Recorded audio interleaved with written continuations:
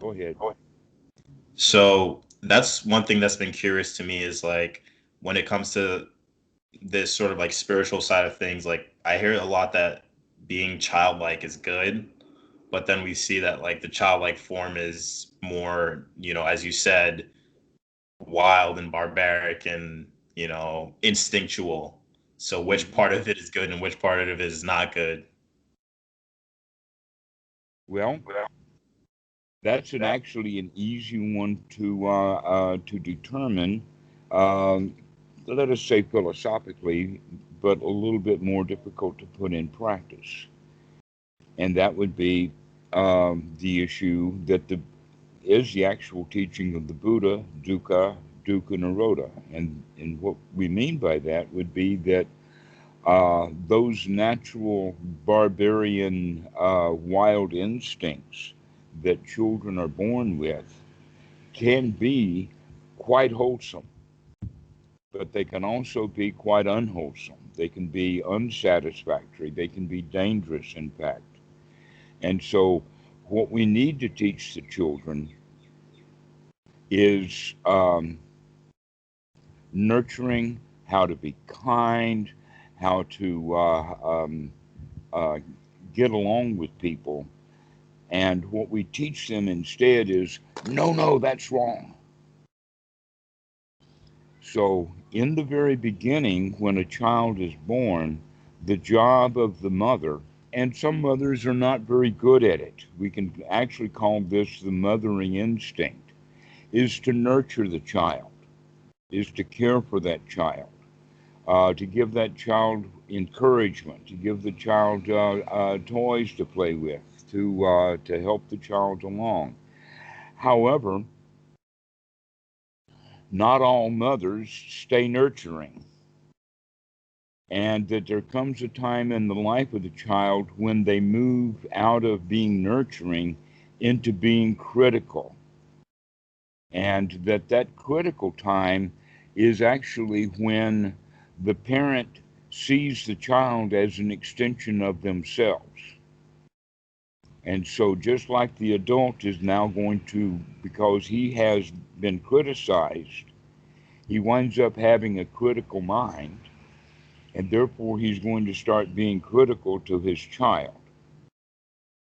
So we make a shift, the parenting makes a shift from nurturing the little child into being critical of the older child. And so that layer of criticism um, begins to influence our lives. Now, the reason for the criticism is because back at the level of wrong view, that basically what wrong view is that I can get away with it. That's the quote. I can get away with it. Now, what that actually means is that the child knows that it's wrong. He's been told that it's wrong. Sometimes he can see that what he's doing is wrong, Hmm. but he does it anyway. Why? Because he thinks he can get away with it, that he can get the advantage of it without the disadvantage. When the parent sees the child acting this way, acting in the sense of getting away with it, the parent's job is to then come in and say, oh, no, you can't. You can't get away with it. I'm going to make sure that you can't get away with it, even if I have to take on the role of punishing you to make sure you don't get away with it. All right. That in fact, this whole idea of critical versus nurturing boils down to then the distinction between when someone has wrongdoing, are we either going to punish them or are we going to nurture them into rehabilitation? When I look at the prison systems in the United States, and you'll know how to answer that one, ain't much rehabilitation going on in those prisons. No, they're all there to lock them up, to punish them, to make life hard. Okay? Why? Because we got to teach them a lesson that they can't get away with it. It sounds like you're describing all these dichotomies of nurturing and criticizing, and how you said earlier about give it something to play with, like teach it like in that way. It sounds exactly like what's going on in the mind of the adult, Hmm. like anapanasati almost in a way with how you were describing it in the nurturing way. That's how we should practice. Right. So we start with the individual level and the individual's introduction to culture. And what we begin to see is we begin to see that as the groups of people grow larger, this culture becomes more ossified and more fixed. Now, the Buddha puts right view, or let us say the way that we look at things, we could even call it a world view, but it's more even sophisticated than that. But that's the English language definition for it, or the word that's used. And this view the Buddha talks about is of three kinds. There is wrong view, and the wrong view is that well, mothers and fathers are not important, that priests are not important, that nothing is ever reborn. I'll get away with it. I can do anything I want to, and I can get away with it. This, in fact, is barbarianism. This is it. It's drive-by shooting. It is robbery. It is the whole thing of anything I want, I'll just take it because I can get away with it. And we can see this culture got started with that mentality. And so we want to kind of bring some rules into it. And so the basic rule that we have in every society, the basis of all culture, is that basis of you can't get away with it. And it's expressed in many, many different ways. One of the ways that it's expressed is in what is called the law of karma, which means that if you do good action, you'll get good results, and if you do bad action, you'll get bad results. Any kid can see that that's not the case. I can go and do bad, but if I do it well, if I do it good enough, if I do it secretly enough, if I do it in some way, I can get away with it. That's been historical all throughout time. That in fact, any child knows that the rules um, only apply in a spotty kind of way, and so sometimes we can get away with it, and sometimes we don't.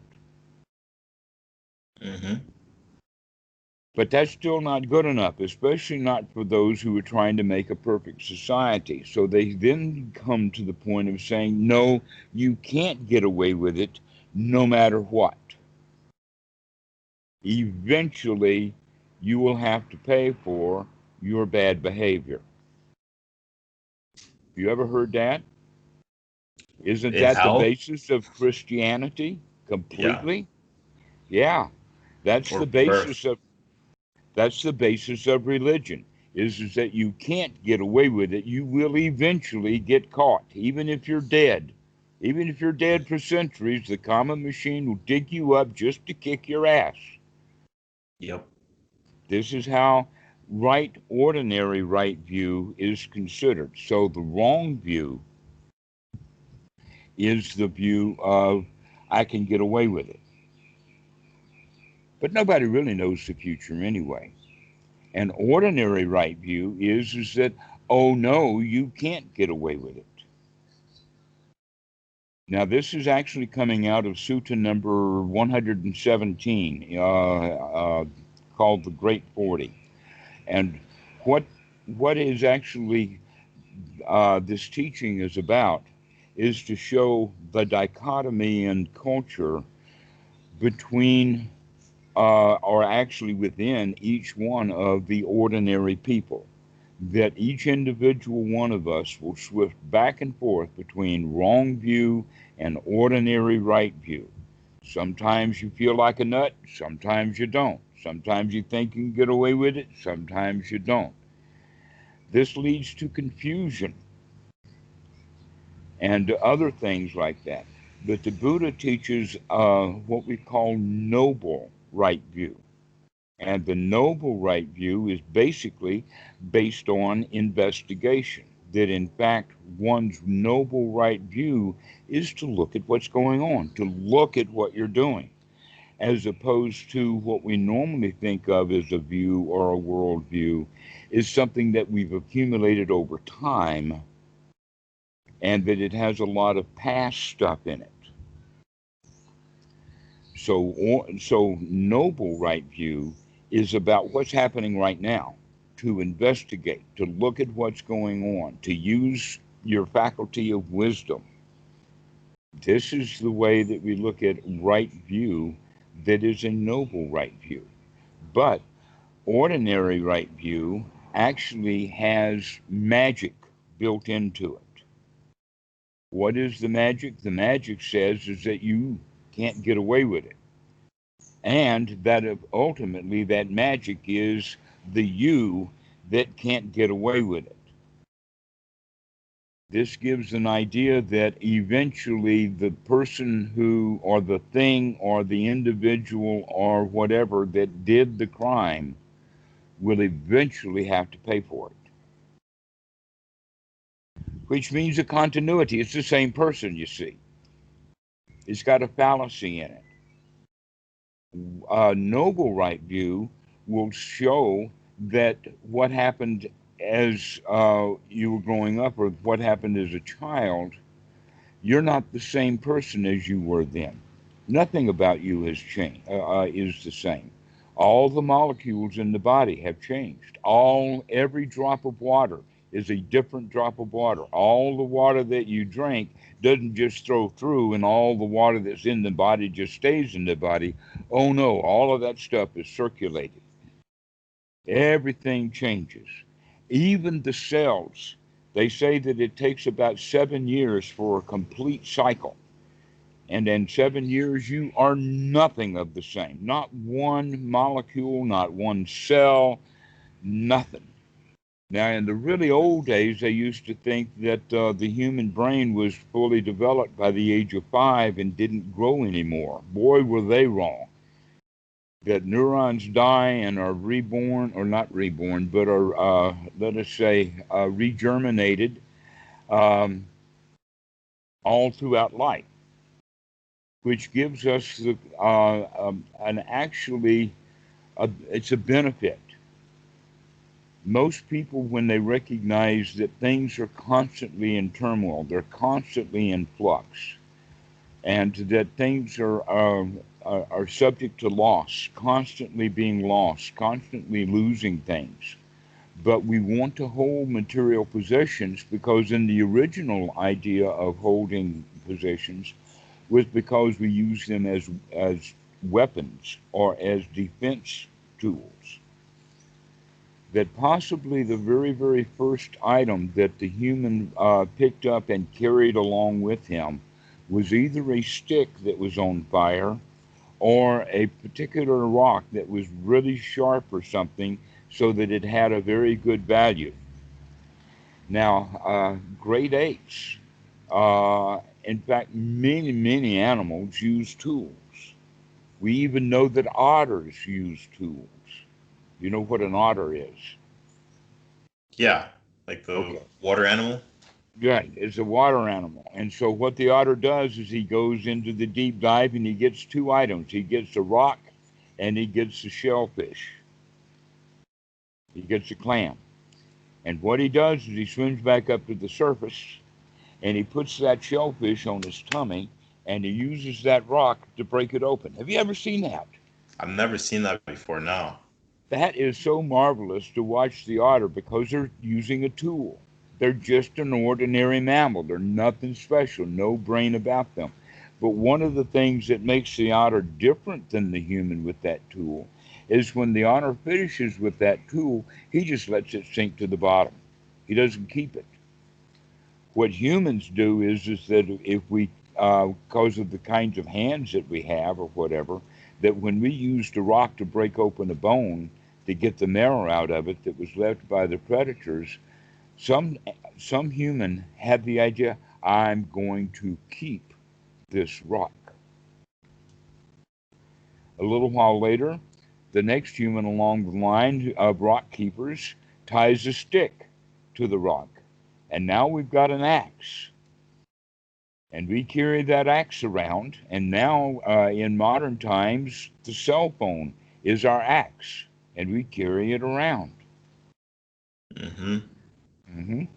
I've got my So, cell phone in my hand a lot. so you can see that. How would you feel if it suddenly just disappeared and you don't know where it was?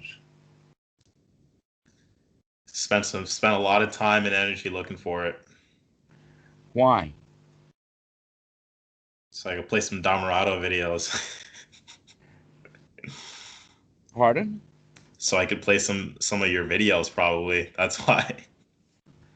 No, that's missing the point. The point is that you're looking for that cell phone because you miss it, you want it, and you feel bad without it. Yeah. So it's a matter of feelings. Hmm. If you didn't have any feeling about the phone, let us say that the phone that you lost was last year's phone or a phone that was 3 years old. That doesn't mean anything to you anymore because you've got a replacement, right? Hmm. Or if you lose the new cell phone, you can just pick up the old cell phone and continue along. So it's got nothing to do with the cell phone itself. It's the feeling of the loss that we have of losing something. Well, if we never kept anything, I mean, the otter is not going to feel bad because he lost that rock. Hmm. So humans actually create an additional reason to feel bad, to feel endangered, where in fact the otter, he doesn't feel bad or feel in danger because he's lost his rock. But the human will feel bad and feel in great danger because they've lost their cell phone. This is what we mean by then Mm. attachment. Okay, but actually the word attachment um, has um, interesting connotations to it.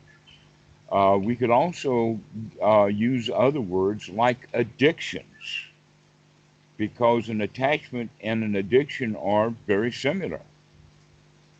That we're addicted to our cell phones. We're attached to them because we feel really bad without it.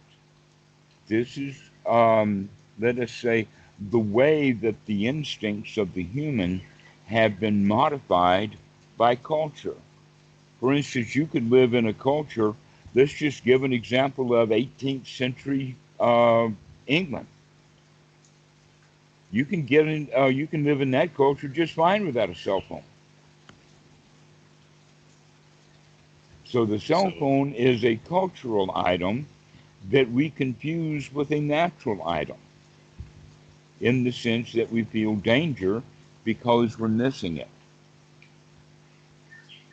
So when why do you think that is? Is it maybe because like everyone has a cell phone, so I need to have one? Is that maybe a part of it? Or I mean, it's part of your, like if you need it for your job, you say like it's part of your livelihood in a way. um, we can go down that rabbit hole in the sense of down at let us say at least two-thirds down that rabbit hole comes to the statement of if you don't work, you don't eat. Right? Somewhere down in there, but that's cultural because if you use your wisdom eye and think about it, there are all kinds of circumstances where people do eat and they don't work. And there are also plenty of other examples where people do work and they don't eat. So that adage of you don't work, you don't eat is not true. It's not true in both directions. But you are, let us say, Western culture is so ingrained into that we have spent, let us say, from the age of 6 in the first grade learning simple words, learning ABCs, learning one, two, threes, and all of that. And when you finish with first grade, you get a second grade. That's your reward. And when you finish with second grade, third grade's your reward, etc. And all of that is designed for getting you ready for the world, so they say. And yet, when, let us say, 150, 200 years ago, the universities that did exist at that time existed for the intentions of education. Now people go to universities for the intention of getting a job, right? So it's not a pleasurable experience. Even the schools of universities is you got to do it, you got to have a job, you got to work, you got to eat, all right? And so they put each individual one of us puts that kind of pressure on ourselves because of culture. But there are other ways of living. There are much more natural ways of living, rather than get caught up in that worldly. You got to do it this way. You got to do it that way. And not only that, but that whole idea of you've got to do it is that critical, not the nurturing. The nurturing way of saying it is, wow, wouldn't you like to have that?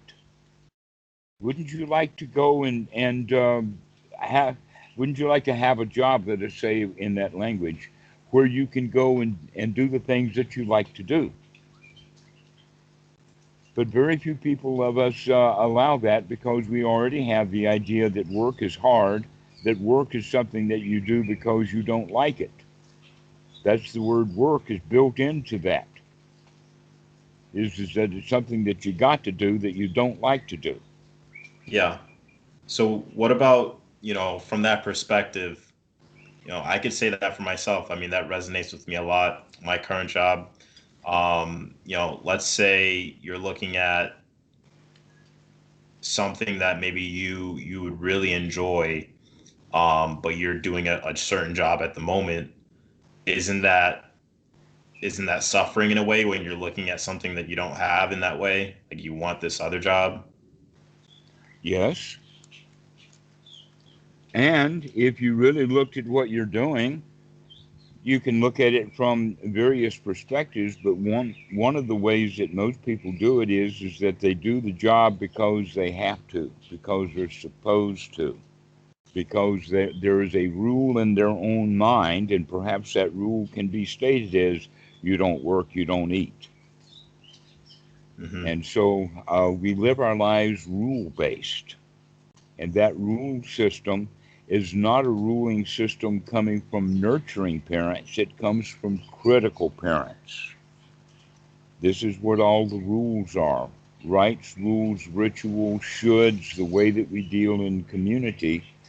Um, and that uh, while we have now this society that's based upon ordinary right view, it keeps us from living a tragic, barbarian, uh, uh, literally winner takes all because he kills his opponent, which is which is actually, um, let us say, the deep nature.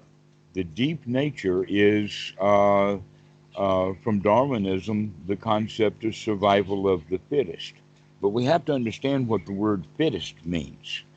That when it's two lions, two male lions who are having a tussle over who gets to run the pride, generally the lion who has the thickest mane will win. Why is that? He may not be the fittest. He may not be able to run as fast as the other male lions. He may not be quite as big as the other male lions. But he has a survival technique. Why? Because when lions take down a gazelle, where do they go? They go for the jugular. All right. So that's why the lion has such a big mane, is that makes the jugular really hard to go to because of all of that hair, all of that mane in place. And it really is funny that female lions don't have that mane. Why is that? Hmm. Just because they don't tussle with each other over running to pride. This is something that the males do. And so this is the distinction of why males have gotten, in some species, the male gets bigger than the female. That's true in basically the later or the higher animals. Um, Male lions are like that. Humans are like that. Great apes are like that. Gorillas are like that. Um, that there's physiological differences in the animals because of this issue of survival.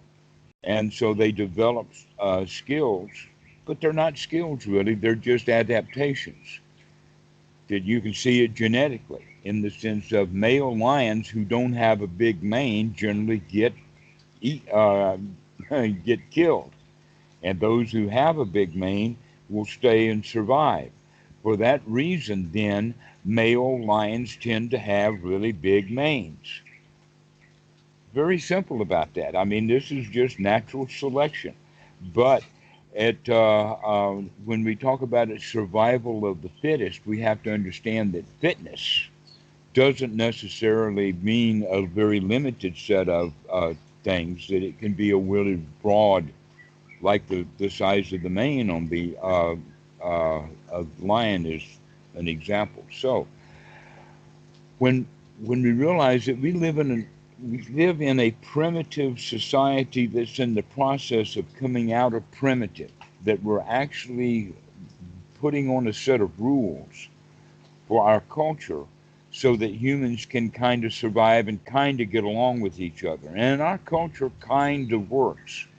For instance, it's kind of not dangerous. Yeah. Look around. And you, in your house right now, you don't have any gorillas, you don't have any pythons or uh, crocodiles crawling up your leg or anything like that. But if you were living in a swamp, that swamp might be dangerous. So whatever our culture has done is it's taken the human out of the swamp, put him in a house, and he still feels like it's dangerous. Haven't given up that old cultural thing. We've taken the boy out of the country, out of the swamp, out of the danger, but we can't take the country out of the boy. Have you ever heard that statement? You can take the boy out of the country, but you can't take the country out of the boy. Well, that's not necessarily true. You can take him out of the country really quickly, but it takes a while to take the country out of the boy. It takes a while. That in some of us, we live in a swamp mentally our whole lives, thinking that everything is dangerous, where in fact things are not dangerous. And so, noble right view is to look around your house and say, you know, things are not dangerous right now. The roof Yeah. is not leaking. The room is not full of mold. So there's, no crocodile. Why is it that we feel not safe? Why is it? Why is it that, and in Chicago, people go around feeling not safe a lot. And because they feel not safe, they feel like that they have to protect themselves. And because a whole lot of people, this guy feels like he's got to protect himself, and this guy's got to feel like he's got to protect himself. And when they come together, what are they going to do? They're going to protect themselves from that other guy. And that's one of the reasons why there's a lot of violence in Chicago, is because there's a lot of fear there. People who are trusting and fearless, they generally don't have too much trouble with life. So a lot of what the teachings of the Buddha is really about is learning how to live fearlessly. And we can Yeah. do that by understanding, hey, things are not dangerous. And we can wake up and remind ourselves that on a regular basis. That's part of the Anapanasati practice, is to really understand by looking closely at how we feel and recognize that often how we feel is really inappropriate for the moment. That we feel like um, that there's something wrong, there's something rotten, there's something ah, that needs to be fixed, and we can't quite figure out what it is. But our culture has told us that this culture is rich, it's got many aspects, there's many things that we can go and do, so we can find something in the culture then to fix us. And so we go around and we look at for help. I mean, when we were little kids and we were at that nurturing stage, when we were really little, there was mom there to take care of us. She helped us. Now that we're adults, we feel that same need for nurturing, we feel that same need for care, and so we go out looking for helpers. One of the places where people wind up looking for help is in religion. Oh, come to Jesus. Jesus is going to save you from your sins, right? Yeah. Quite a delicious story that they tell to get you to come and join their group.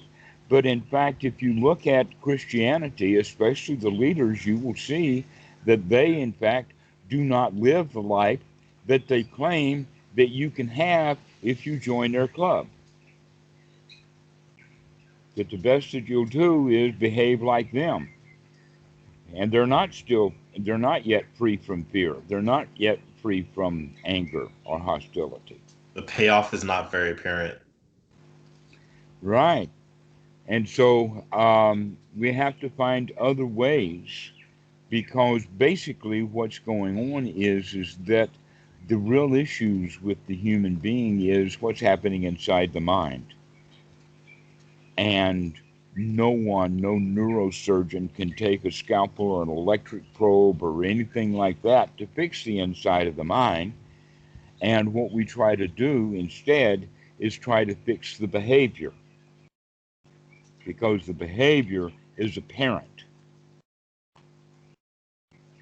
So we can see our own behavior, we can see other people's behavior, we know what is wholesome and non wholesome, and we can do that. And so the whole idea of the critical is that, well, we can't fix the real problem, but let's fix the surface of it. Let's fix the apparent part. Let's fix the behavior because we don't even know how to fix the internal part. And so this is also built into culture. And look how many self-help books have come around. In fact, look at all the industries that have to do with this issue.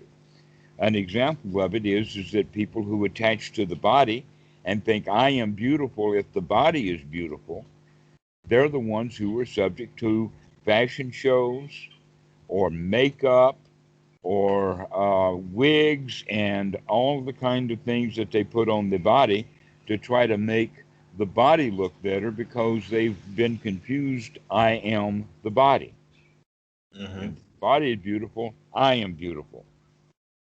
And there is a lot of business and other things that cater to this. I mean, you can think of it, in fact, that this is much of the job of the medical profession. You'd think that the biggest job or the most important job is to take care of the really truly ill and to help them get well again. But oh no, most medicals find out that almost all of the work that they have to do is what you could call either cosmetic or a more appropriate word would be uh, hypochondria. Mm. Yeah. People Right. worrying. No, and the doctors like it. They want you to come. The dentists want you to come so that they can clean your teeth every 6 months. Mm-hmm. That's part of their profession, and more and more and more and more. So you can see that much of the business world, like you saw the century of the self, that's what has happened to the Western in its own has happened in about just over 100 years or so. that you did see that the important point was that Edward Bernays was actually a nephew of Sigmund Freud. And he Hmm. learned a lot about psychology from Sigmund Freud, but he didn't learn it as a self help thing.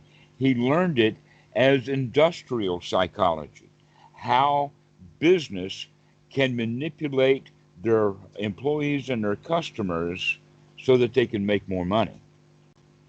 Hmm. In other words, things really went south about 100 years ago.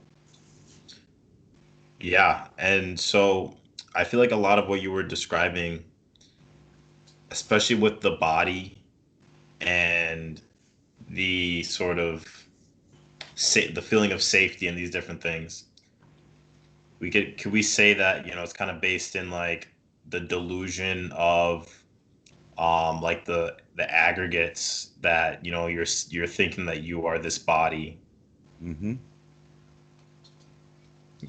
and therefore there's that preservation instinct, and Right. there's these rules to abide by, otherwise this body can get locked up and all these different things like that. All right. So, the whole teaching of the Buddha is how can we fix this interior world given that we don't really have any method of doing it externally? That this is something that, in fact, developed over time internally, and it has to be redeveloped over time internally. And so this is what the actual practice then of anapanasati, or the practice of the Buddha. And basically what we could say, um, though a lot of people don't like this word, we can say that the entire teaching of the Buddha, the entire practice, is learning restraint, to learn to restrain ourselves, to hold back, to Mm, not allow our more dangerous forces to exert themselves. really? I haven't heard that one before. Well, it's actually a major part of the teachings in the suttas that the word restraint in English is used quite often. Hmm. Can you explain Okay. that more? Well,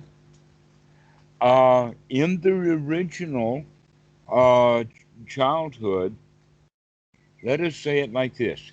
In Thailand, little children are given a set of rules, and these rules are quite Buddhist oriented in the sense that it's like the five precepts. The children will do the five precepts at school, even. They do it certainly when they go to the temple, and that they do it in Pali, and then it's all explained in English and everything, and everybody knows the rules. Okay, so for little children, the first start in restraint is by learning to follow the rules. Whether you like it or not is the problem, because we don't like following the rules. We don't get what we want if we can't steal. And so we want to steal. We want to take things that are not given. But the rule systems that we lay down for children is because the children have no wisdom on their own. That luckily or hopefully, when we get to be an adult, we can see that if I steal that, I may be able to get away with it by getting what I want, but I won't get away with it because of the way that I feel.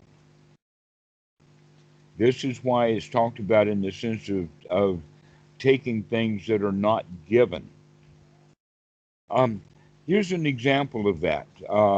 This happened recently this year.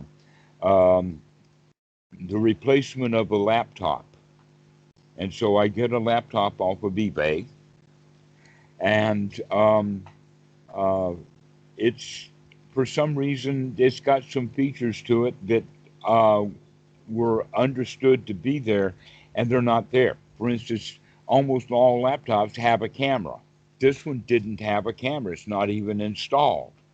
Well, Hmm. cameras are pretty cheap, but it didn't have one. So I complained about it with eBay to work it out with the guy. and he was too slow to work it out, and so eBay sent the entire amount of money back for the laptop. All right. Now, some people could think, oh, well, I got that money because it was given to me by eBay. But really, Yeah. it was not eBay that gave the money because they're going to take it from this guy, and he doesn't want that. So I wrote him back to tell him, and I just used ordinary languages to tell him that because I'm an honorable man, I will go ahead and send the money to you. So I took out the part that I thought that the camera and the extra hard drive that didn't have was worth, and sent him the money, which was let us say less than $100, knocked off of the price of the $400. $500 laptop is now $400 basically, and I sent him the $400, and he was overjoyed. He did not expect to get that.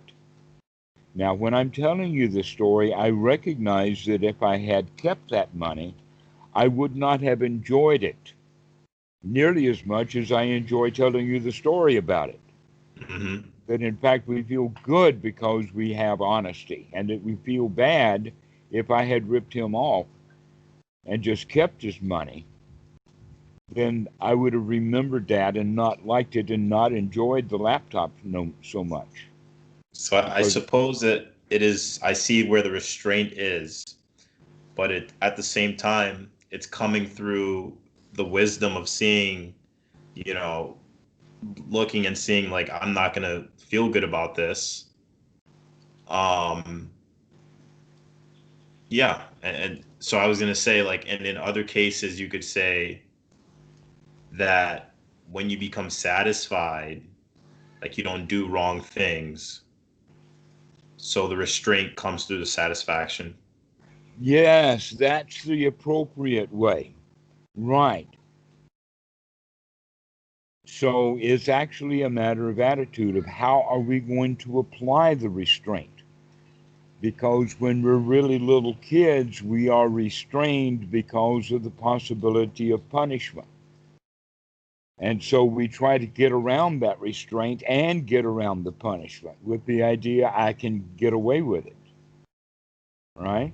Well, in fact, I could have gotten away with that laptop, Hmm. except that with wisdom, I recognized, oh no, I don't get away with it. That I have to deal with myself and my own dishonesty if I Yeah. don't pay for it. So There's this there's is also the opportunity cost, sort of, right, of joy in that situation, right? mhm, mhm, You would say. exactly. So that the guy that I paid the laptop money to, he was joyful. He was grateful. He really liked it. He and I had a good conversation back and forth in emails. Yeah. Hmm. And so spreading joy that way. This is a part of the gratitude. So this is a new way of looking at the world, that now our restraints are done because they're wholesome and beneficial. So that we're actually restraining ourselves from unwholesome things. But in the beginning, the children are not wise enough to know the wisdom. And so we just merely give them a set of rules instead. And the only wisdom we allow them is that I'm going to beat your butt if you don't do what I tell you to do. Yeah. I'm looking at this and I'm thinking about my work and how it applies to that Uh huh. in terms of producing the best product that you can, because, I mean, there's the you could go off with the fear of like losing your job, Mm-hmm. something like that. You don't work, you don't eat, right? Right. Or or you could look at it like I'm gonna make them very happy with this product, Mm. with my Yes. work. And you actually, the intention would to be to you could use it this way in the sense of a pride of workmanship. You know you're doing a good job. You enjoy doing a good job. You know how to do a good job. And the external benefit would be that, and someone else appreciates that you're doing a good job, and everybody's happy. as opposed to, oh, I don't like this job, I don't like this work, I've got to do it, and I'm going to do it. And so long Yeah. as it's satisfactory, I'll just get away with doing it satisfactory. And now nobody's particularly happy. Yeah. So now we're understanding that the idea of restraint is not to restrain ourselves from um, doing things that are wholesome and pleasurable, but rather that we're restraining ourselves from doing things that are harmful. And that way we can say that, oh, all right, if that's the way that we're going to do it, then let's try some restraint. Let's try holding back, that we're not, uh, we're going to look at things more closely. The kid who is in this in Walmart about to shoplift, he thinks that he wants this, he needs it. He might have thoughts about, well, Walmart charges too much for this product anyway, and they're not going to miss it, and all of that kind of stuff. But still, even if the child gets away with it and gets out of the store, he still hasn't gotten away from his feelings, the feelings of fear of getting caught. Mm-hmm. Now, a better way of looking at it would be for the child to have the restraint and say, you know something? I really don't need this, and I can do without it. And so I can put this thing back on the shelf and walk out of here free without feeling that the man's coming. And so we learn to live then. So this restraint then helps us to deal with culturalized fear. Now, this fear is actually instinctual. Fear comes out of the self preservation instinct. And when things are actually dangerous, there's a good reason for fear. But most of the fear that we have comes from the mind, fear of the future, fear of the unknown, fear of getting caught, to where in fact we've already got the wrong attitude. I can get away with it, where in fact I can't. That I'm going to bring up my feelings of fear and anxiety and tension and all of that while I'm in the process of doing the bad deed. So we get the idea that we're going to restrain ourselves. Once we do that, now we can recognize that the practice itself of Anapanasati um, is now looked at um, something to be an advantage rather than a disadvantage.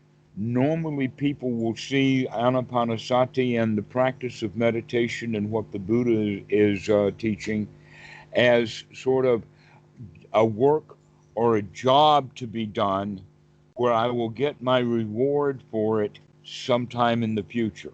In other words, we look at the Buddha Dhamma in exactly the same way we look at culture, delayed gratification. And as you mentioned about the draft animal, guess what? The draft animal don't get the reward. He just is put to work and he works, and that's all he knows. Okay? And so we live our lives that way, and that's how many people start practicing anapanasati, like the draft animal, doing what they're told to do, hoping to get some reward in the Yeah. future. All right? To where the real point and the actually possibly the most important thing to bring this up is to look at what the Buddha himself called himself, how he referred to himself. He did not refer to himself as Buddha. He did not refer to himself as Bhagawa. The word Bhagawa, by the way, um, it actually means lucky or fortunate. And so also the same word of arahat means one who is lucky or fortunate, or let us say one who is fortunate in their restraint. But the Buddha didn't call himself any of these kind of words that have become very common in English. What did he call himself? He called himself Tathagata. Do you know what the word Tathagata means? Yeah, means the thus gone one, or the one that's here I now. have heard it like that before. Thus gone one is an English translation of the actual word with the pieces in it. And I could not come up with a worse definition than that. Yeah. That is actually ancient English. The word thus actually means really this or thus. This is it. This is here. It's actually talking about the here now, this. And uh, the ending, tathaga, the word ga here actually is the word to go, but it's in the male gender. So the one who goes to right now, or the one who is actually come and go, we could say the one who has come to the present moment. That's what the restraint then is the restraint of staying out of the past and out of the future and out of that place over there and away from over yonder and finished with that stuff, and we Yeah. come to this present moment. This is Yes. it. This is what the teaching of the Buddha is all about. And guess what? This present moment, look around your room. This present moment is actually quite safe. There are no people there handing you documents to sign. There's no one there that's trying to take your money. There is no one there trying to get you to do something. There is no one there except what's in your own mind. And many people will spend their here now thinking that they've got to sign something, thinking that they've got to do something, and they're mulling all of that over. To in fact, right now, you're free. So if you start restraining yourself from all of the past and all the future and all of this and that and not all of this rather, but all of that and the other thing, and come down to just this by restraining ourselves into this present moment is actually quite joyful. This present moment is wonderful if we allow it to be. I think I'm gonna start practicing that again. Right now, just restrain as much as you can remember, right? Exactly. So this is where anapanasati comes in the practice of the Eightfold Noble Path. Now, the Eightfold Noble Path actually starts from the very, very beginning. Um, in Sutta number 22, in the simile of the snake, in the Majjhima Nikaya, the Buddha says that both formerly and now I teach only one thing. What is it that the Buddha teaches? Only one thing. Dukkha Nirodha. Dukkha, dukkha nirodha. That's all he teaches, okay? And what Yep. that means is to see the dukkha and to get out of it immediately, right then and there. But a lot of Western mentality with the idea of the draft animal, they think, oh, dukkha, dukkha, dukkha, dukkha, dukkha, dukkha. There's got to be some escape from dukkha someplace. Let me investigate dukkha, dukkha, dukkha. And they wind up just having dukkha. They know that dukkha nirodha is going to be there someday. But the Yeah. question is, how can you find that dukkha nirodha right now? That's it. Can you come to this right now? This moment is good enough. So when we unpack dukkha, dukkha nirodha, we actually unpack it into the Four Noble Truths. Dukkha and its cause, and dukkha nirodha and how to get there. That's the Eightfold Noble Path. But most of the teaching time of the Buddha has to do with the second noble truth. That there is, in all of the sutras and all of the stuff, I would say that in detail, though not specifying it, that the second noble truth makes up about 80% of the entire teaching. In other words, if we can see where this stuff comes from, then it's naturally easy for us to get out of it. And so the bulk of the teaching is to understand where this suffering comes from. And so over the course of the time in the videos that you've watched, we will actually be discussing mostly this Four Noble Truths and how suffering occurs. But the important point is the third noble truth, and that is learning to experience and find out for yourself through your own investigation that at least right now, in this particular moment, no suffering. I've got the reward right now. I don't have to wait off into the future, that I can feel good and feel Hmm. content and feel happy and feel uh, joyful right now. I have a few questions for you on that. All right, go So when ahead. I'm in my practice, I would say like kind of one thing is that I don't know to what degree, because from my understanding, the jhana is where you're free of the hindrances, Hmm. and I find that when I'm sitting down, if it's even for 10 minutes, I can get to a place where there's not really any hindrances. So is that just considered jhana right there? Well, the freedom from the hindrances sets the stage. Without the freedom of the hindrances, there's no place to go because we are stuck in the hindrances. And so learning to identify the hindrances, which is actually then part of the second noble truth of understanding of what a hindrance is and why and how it's a hindrance, Hmm. is actually much of the educational process that the student goes through.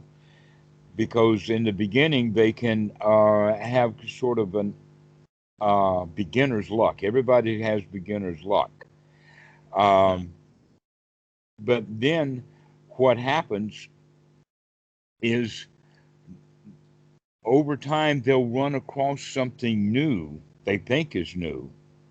And in fact, it's just the same old thing.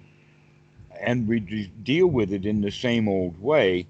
But it has the appearance that this is something that's new. No, it's just another hindrance.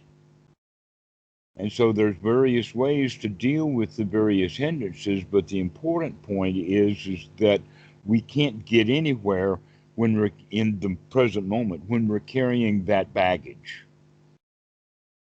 Mm. And so getting rid of the hindrances is the very, very first thing that we need to do.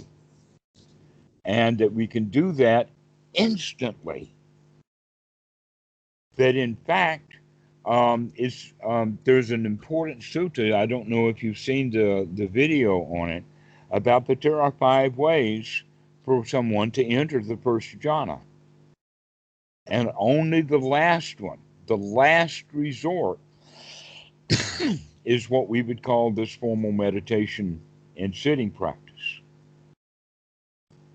Why Mm. is that?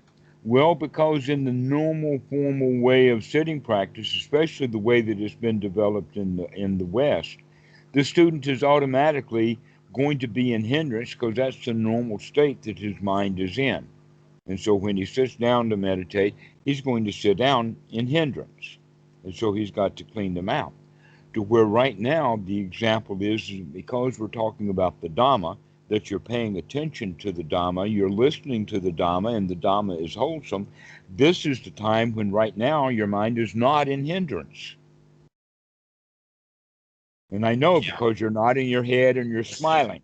I can tell, not right? in hindrance. No hindrance here. Right, no hindrances there. That's right. There's no hindrances right this very moment.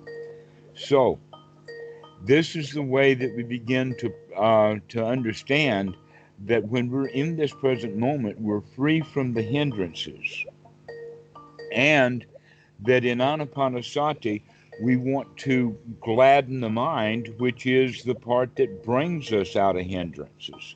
That when that hindering thought, and the Buddha called it Mara, he says, "Ah, I see you, Mara, but when I see the hindrance, what that means is that now we've made a subtle shift. I'm not, instead of being stuck in the hindrance and being hindered by the hindrances, I see it now as a hindrance. Mm-hmm. That subtle shift is now in the mind that I can see the hindrance and recognize that I am not now in that hindrance. I see you, Myron. This is the step of anapanasati that we refer to as gladdening the mind. I see you. Yeah. Now, most students, when they have the hindrance and they see the hindrance, they say, oh no, hindrances have come back. Well, now that's a hindrance right there. The oh no, hindrances are back is just another hindrance. Exactly. But I see you, hindrance. Now we can come out of it. Quiet in the mind. To Now gladden the mind. that leads into my next question. It was going to be about gladdening the mind, because in the mind illuminated system, sort of the goal after his stage 3, around stage 4, is that you kind of want to quiet the mind down and not think as much, or not have as much verbalization or narration, play by play on the field going on. But I noticed that you recommend, and I actually really liked, going in and saying certain things like, like this breath, this in breath is amazing. Or I like to say, I'm being the person I want to be on the in breath, and then I really like being this way on the out breath, to try and control the thoughts. And hmm that resonates with me more from the perspective of waking up. Uh, Lost you for a second there. We're waking up the reptile mind, or we're waking up the prefrontal cortex by taking control of Right, the. we're waking up this part, the frontal cortex, the human part of the brain. The Right. reptilian brain is always working.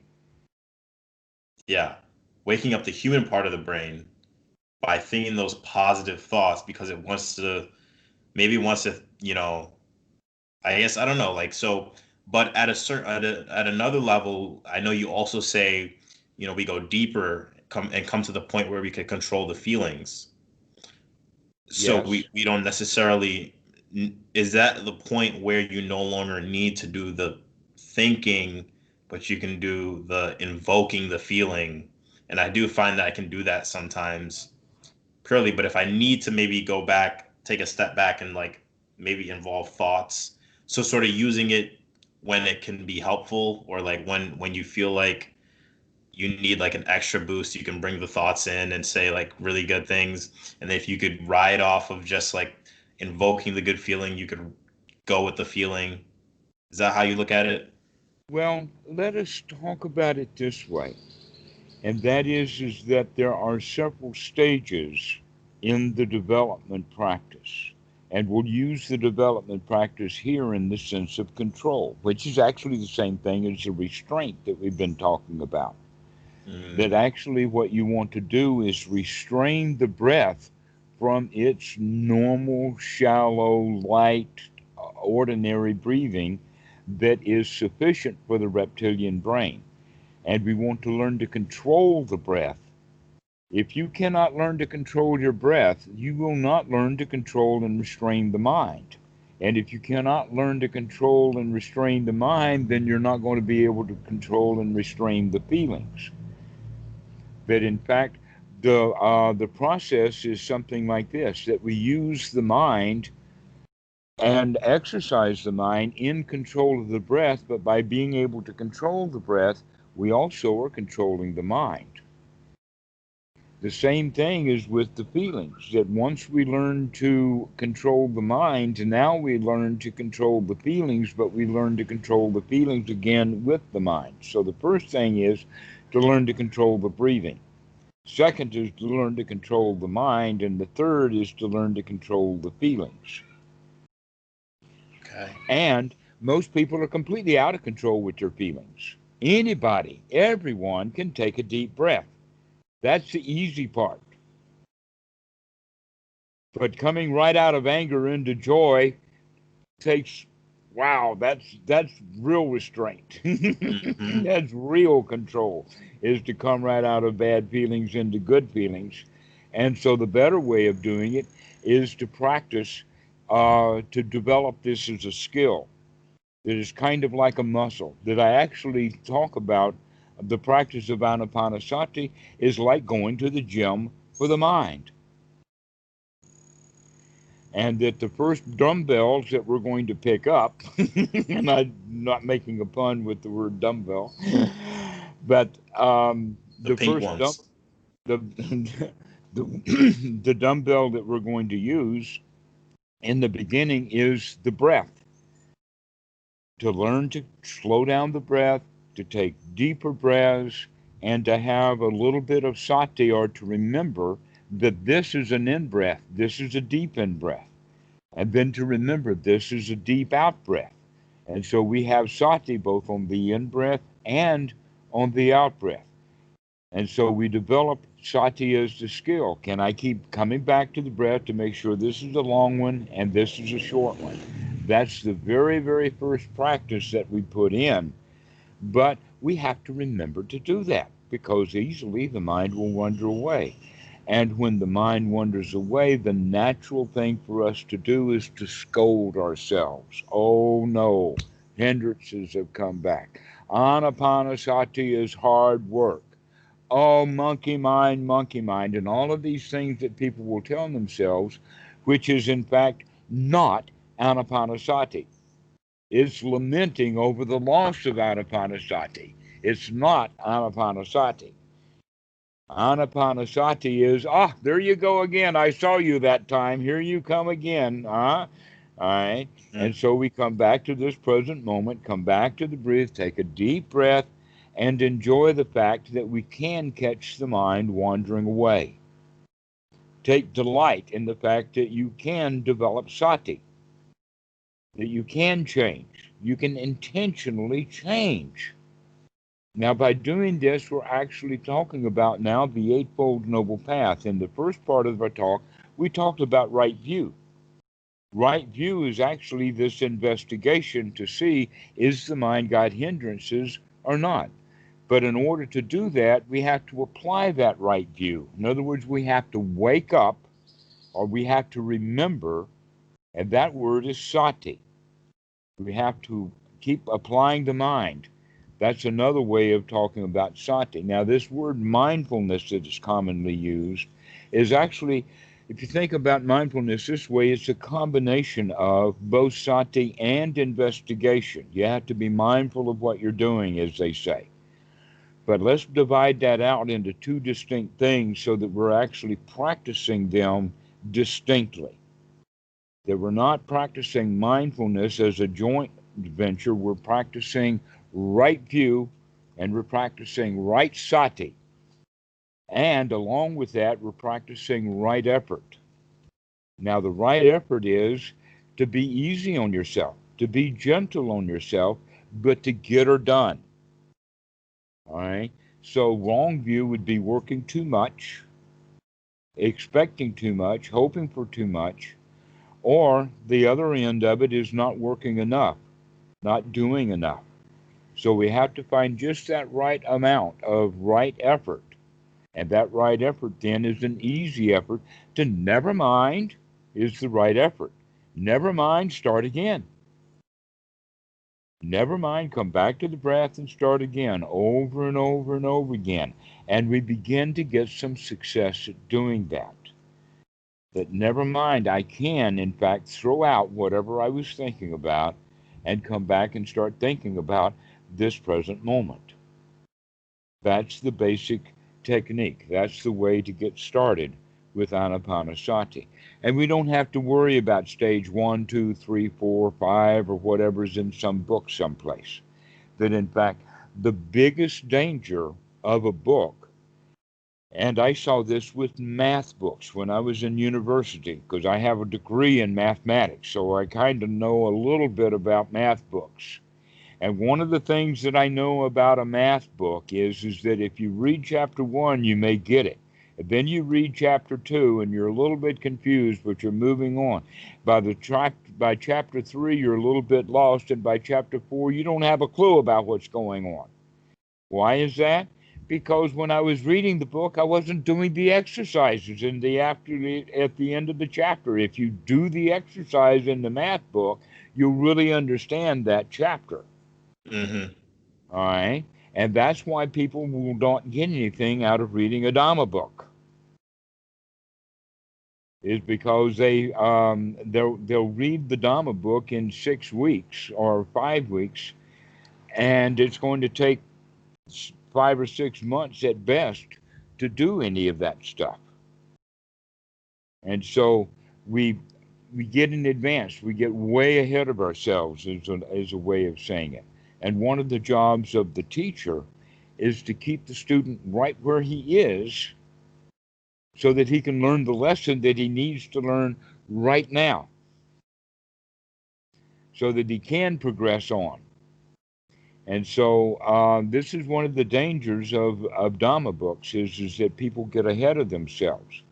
Another one is that Dhamma books are organized. You've got to have a chapter 1. You've got to have a chapter 2. You've got to have a chapter 3. That's just the way books are written. If you wrote it the natural way, nobody would read it because it's you would give the story away at the beginning of the book and nobody's going to read the book, all right? And so this is the reason why Dhamma books are dangerous. They don't have the value of the next point is that the Dhamma book is not going to say, oh, you're on page 94 right now and you should be on page 6. Mm-hmm. The book's not going to tell you that. It's just going to let you read right on into page 100 and 300 or whatnot like that. And we really need to keep reading page 6 over and over and over again. That's what a good Dhamma teacher can do, is it can keep bringing you back to page 6. That's where we are. Is there anything that you would say? Let's say I'm in a meditation session and I've come to the point where the breath is pretty stable or the mind is relatively stable on the breath, and I'm feeling good. Where do you kind of go from there? Do you just keep going? Just keep. Well, the first thing to do is congratulate yourself for it. Take a victory lap. Okay. Yeehaw! Do this. Yeah. All right. Now, what is that? That's actually step 4 of the Eightfold Noble Path, is right attitude. That we start off in our life as very young children, and that when the adults come around, we can see the adults are big and we're small. We can't do anything. We can't change our diaper. We can't even feed ourselves. Mm-hmm. Our hands don't work very well. And as we grow up, we start playing with things, but we still have all of these adults around telling us this, that, and the other thing. In fact, you have rule givers and rule keepers. Yeah. The rule givers are the champions. They're the bosses. They're the ones who are on top of things. And the rule keepers, they're the victims. They're the underdogs. They're the ones who are doing what they're told to do. They're the draft animals. We as children, as humans, start off as victims. And we maintain that position as victims. For instance, you're a victim of the job you have. You're a victim of your bosses. All right? And we're a victim of the culture. And that we feel victimized. And we can look for redress. Oh, you did me wrong. Right? And so we start asking for help. And part of that victim's position is, I can't do it by myself. I need help. We're going to change that. We're going to change that attitude from a victim into the attitude of a lion, the attitude of a winner, the attitude of, I can do this. So you ask that question, what do I do when I get the mind into a decent state? The answer is to congratulate yourself. And then congratulate yourself again with words like, I can do this. This is something that's marvelous. Very few human beings can do this, in fact. That there are fewer successful meditators than there are gold medalist Olympian champions. There have been more Olympians with more gold medals. And if you were Olympian and you got a gold medal for, say, the 100-yard dash or something, wouldn't you feel pretty good? You Yeah. feel on top of the Right. world. You feel like a champion, right? So Yeah. allow yourself to feel this championship because you're doing something that's even more difficult. To congratulate yourself, to become a winner, to have the right attitude, to become a lion with the idea, Yeah. I can do this. And that needs to be practiced also. Well, guess what? When you're practicing, I can do this, and you're thinking the thoughts of a winner, a champion, congratulating yourself, aren't you in fact beginning to manipulate your feelings? You're not feeling Absolutely. afraid. You're not being angry. You're feeling good. And Mm-hmm. so we need to cultivate those feelings, the feelings of I can do this, the feelings of I can. So let me take another deep breath. And I feel so good. I feel relaxed. These are the kind of thoughts that we have. And can you sit there? How long can you sit in this relaxed, joyful feeling, or do you lose it? If you lose it, then there's no more reason to sit and practice meditation because now what you're practicing is I've lost it, or I don't feel that way, or how can I get it again? And now we're back into a victim's position, right? Let's not practice being a victim. You're already very good at that. You've been doing that victim thing for all of these years. Now we're actually going to practice becoming, um, with the right attitude, a champion. This is actually the word piti in the Pali. The piti is the feeling of a winner, the feeling of can do, the feeling of elation, the feeling of success, of joy, of aha, I could do it. And that's one of the jhana factors. So merely having the hindrances alone out of the mind is only now the platform or the stage. Let us say it like this, that let's use the example of the Old West. They had a stagecoach with horses, right? And when the stagecoach has got a broken wheel and the horses are in the barn, that stagecoach is pretty well hindered.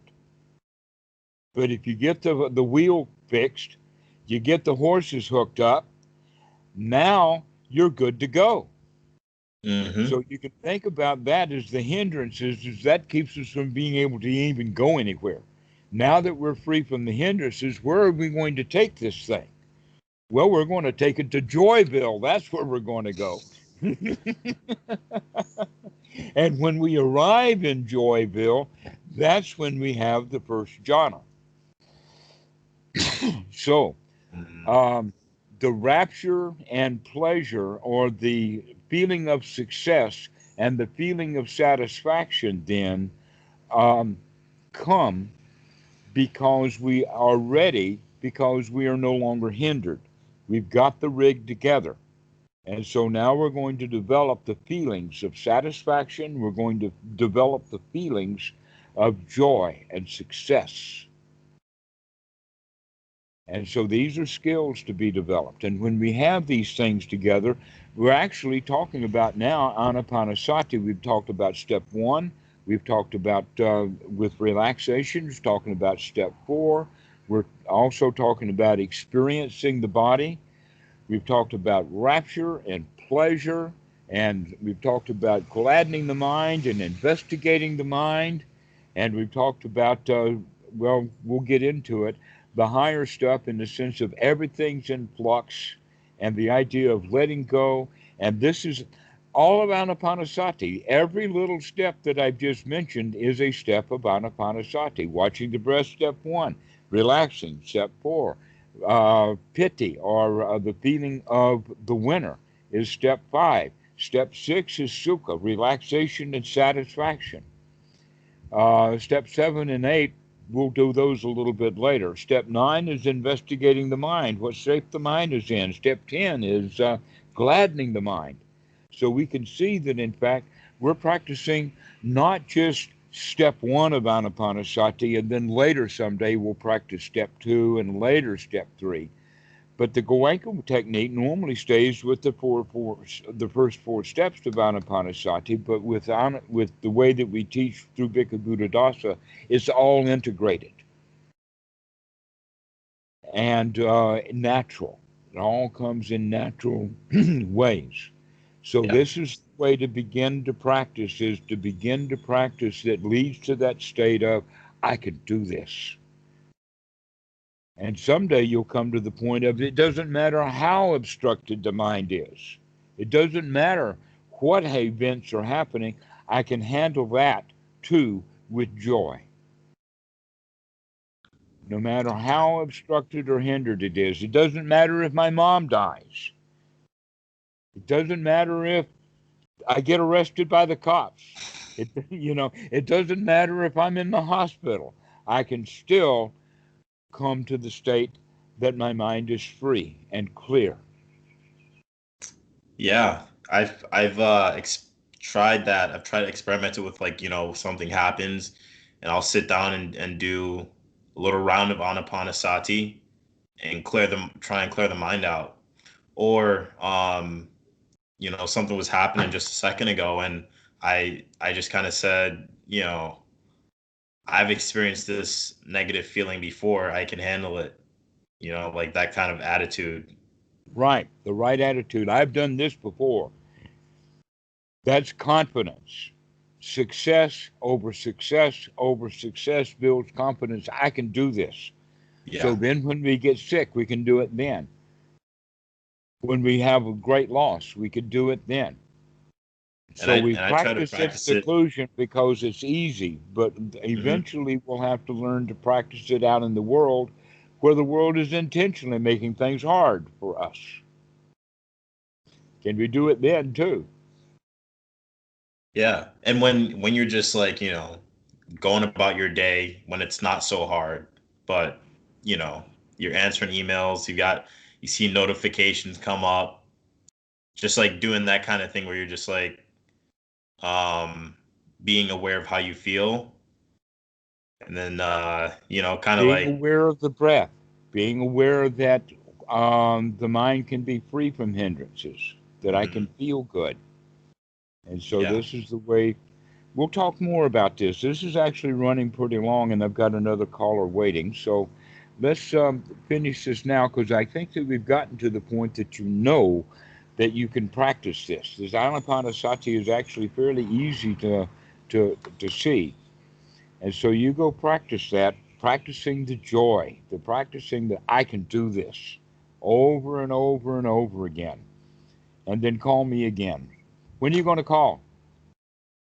uh how about, is Sunday too soon? I would recommend in the beginning twice a week, and then later Twice a week. once a week, and maybe after that once every 2 weeks or something. But once every 2 or 3, 4 days would be good. Sunday or Monday then. Okay, we'll see you. All right. Thank you so Good much. I to really meet you. appreciate it. How do you say your name? Key or Sean or Keyshawn. Keyshawn? Okay, we'll do You Keyshawn. can call me Key. How about that? All right, Key. We'll see you. Now you've got the key. You've got the key to success. You have the key. Yes. All Amazing right. to meet Glad you, to by the meet way. you. This has been a good talk. I really enjoyed it. Pleasure. Thank you. Okay. Bye bye. Bye.